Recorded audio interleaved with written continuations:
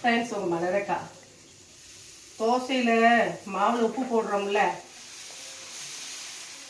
தோசை மாவில் உப்பு போடுறோம்ல, சமையல் பண்ணும்போது இப்படி தொப்பி போட்டுக்கிறாங்க சமையல் மாஸ்டர்.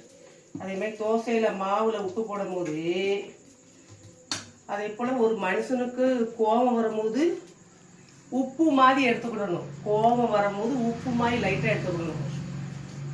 மாவில் உப்பு உப்பு போடுறோம்ல, அதே மாதிரி உப்பு வந்து கோவம் வரும்போது லைட்டாக எடுத்துக்கணும்.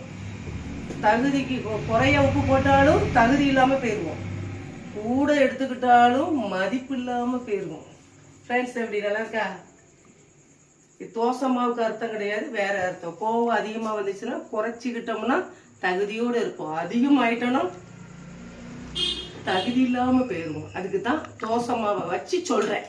உப்பு கோபத்துக்கு வந்து உப்பு மாதிரி தான் லைட்டாக தொட்டுக்கணும். அதிகமானாலும் மதிப்பு இல்லாமல் போயிடுவோம், சமுதாயத்தில் குறைஞ்சாலும் தகுதி இல்லாமல் போயிடுவோம். அதான் உப்பு மாதிரி கோபத்தை தொட்டுக்கிடணும். எப்படி அக்கா, கரெக்டாக தப்பா? கமான்னு சொல்லுங்க.